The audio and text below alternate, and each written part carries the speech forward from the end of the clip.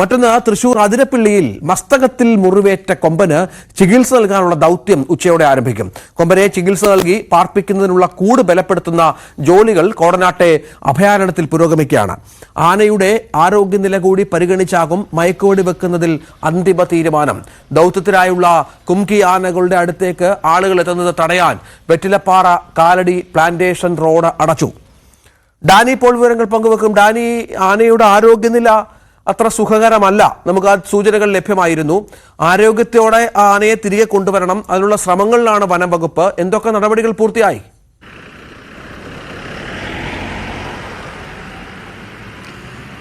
രഞ്ജിത്ത്, ഇപ്പോൾ കോടനാട് അഭയാരണ്യത്തിൽ അതിൻ്റെ കൂട് നിർമ്മാണം അതിൻ്റെ പുരോഗമിക്കുകയാണ്. ഇന്ന് ഉച്ചയോടുകൂടി അത് പൂർത്തിയാകുമെന്നാണ് പൊതുവിൽ പ്രതീക്ഷിക്കുന്നത്. പക്ഷേ പൂർത്തിയായാലും അതിൻ്റെ ബലപരീക്ഷണം അടക്കമുള്ള കാര്യങ്ങൾ നടത്തേണ്ടതുണ്ട്. അതിനുശേഷം മാത്രമായിരിക്കും അത് പൂർണ്ണ സജ്ജമെന്ന രീതിയിലേക്ക് പറയാനായിട്ട് കഴിയും. ഇപ്പോൾ അല്പം മുമ്പ് DFO അടക്കമുള്ളവർ അങ്ങോട്ട് പോയിട്ടുണ്ട്.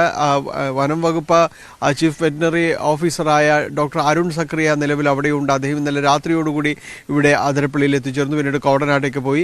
അവിടെ അത്തരം കാര്യങ്ങളിൽ അന്തിമമായിട്ട് അവരാണ് തീരുമാനിക്കുന്നത്. കൂടിൻ്റെ ബലപരീക്ഷണം അടക്കമുള്ള കാര്യങ്ങൾ ഉറപ്പിച്ചതിന് ശേഷം മാത്രമായിരിക്കും ആനയെ മയക്കുവെടി വയ്ക്കുന്നതിലേക്കുള്ള കാര്യങ്ങൾ തീരുമാനിക്കുക.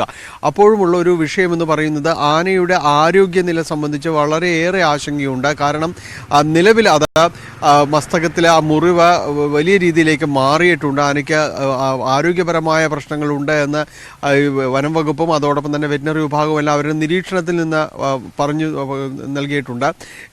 അതുകൊണ്ട് തന്നെ ആരോഗ്യനില മോശമായതുകൊണ്ട് തന്നെയാണ് അത് കൂടുതലും ഈ ജലം ഉള്ള മേഖലകളിൽ പുഴയോടുകൂടി ചേർന്ന് പലപ്പോഴും തന്നെ സഞ്ചരിക്കുന്നത് എന്നതടക്കമുള്ള കാര്യങ്ങൾ പറയുന്നു. അതുകൊണ്ട് വനത്തിൻ്റെ അകത്തേക്ക് ഉൾവനത്തിലേക്ക് അധികം പോകുന്നുമില്ല. ഇന്ന് ഏതായാലും രാവിലെ അതിനെ കണ്ടെത്താനായിട്ട് ആനയെ കണ്ടെത്താനായിട്ട് നിരീക്ഷിക്കാനായിട്ട് സാധിച്ചില്ല, നിരീക്ഷണത്തിൽ കൊണ്ടുവരാൻ കഴിഞ്ഞിട്ടില്ല. പക്ഷേ ഇപ്പോൾ ഏതാണ്ട് സൂചനകൾ ഇത് 17-ാം ബ്ലോക്കിന് സമീപമുണ്ട് എന്ന് പറയുന്നുണ്ട്. പക്ഷേ ഈ കൂടെല്ലാം പൂർണ്ണ സജ്ജമായതിനു ശേഷം മാത്രമായിരിക്കും ആനയെ മയക്കുവെടി വയ്ക്കുക എന്ന കാര്യത്തിലേക്ക് കടക്കുന്നത്.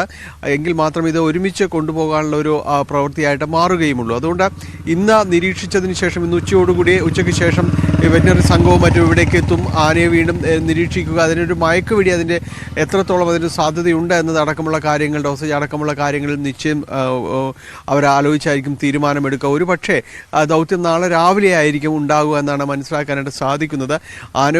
ആനയുടെ ആരോഗ്യനില മോശമാണെങ്കിൽ കൂടിയും ഈ ദൗത്യമായിട്ട് മുന്നോട്ട് പോവുക എന്ന രീതിയിലുള്ളൊരു നിർദ്ദേശമാണ് വനം വകുപ്പിൽ നിന്ന് ലഭിച്ചിട്ടുള്ളത് എന്ന് തന്നെയാണ് മനസ്സിലാക്കാനായിട്ട് സാധിക്കുന്നത്. ചികിത്സ ഉറപ്പാക്കുക എന്നത് തന്നെയാണ്. അപ്പോൾ അതിനുവേണ്ടി അവർ ദൗത്യം മുന്നോട്ട് കൊണ്ടുപോയി തീരൂ എന്ന് DFO വ്യക്തമാക്കുകയും ചെയ്തിട്ടുണ്ട്. അതോടൊപ്പം തന്നെ ഇവിടെ 3 കുങ്കിയാനകൾ ഇവിടേക്ക് വയനാട് നിന്ന് എത്തിച്ചിട്ടുണ്ട്. ഈ കുങ്കിയാനകൾക്ക് സമീപം ആളുകൾ കൂടുന്നത് ഒഴിവാക്കുന്നതിന് വേണ്ടി ഈ മേഖലയിലുള്ള ഗതാഗതത്തിന് നിയന്ത്രണം ഏർപ്പെടുത്തിയിട്ടുണ്ട്. കാരണം ഇത് പൂർണ്ണ സജ്ജമായാൽ മാത്രമേ ഈ ദൗത്യം പൂർണ്ണമായിട്ട് ഒരുക്കിയെടുക്കുന്നതിന് ഈ മേഖലയിൽ നിയന്ത്രണങ്ങളും കാര്യങ്ങളും എല്ലാം തന്നെ ആവശ്യമാണ്. അതിലേക്കെല്ലാം തന്നെ വനംവകുപ്പ് പതുക്കെ അതിലേക്കെല്ലാം തന്നെ എത്തിച്ചേരുന്നുണ്ട്.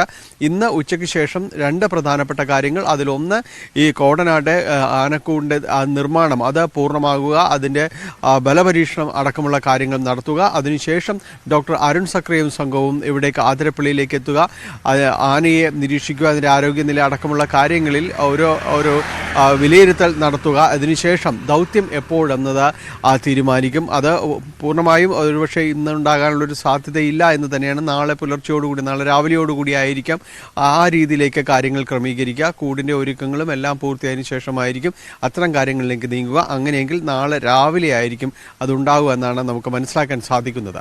രഞ്ജിത്ത്, ശരി. ഡാനി ഇപ്പോൾ വിവരങ്ങൾ പങ്കുവച്ചു.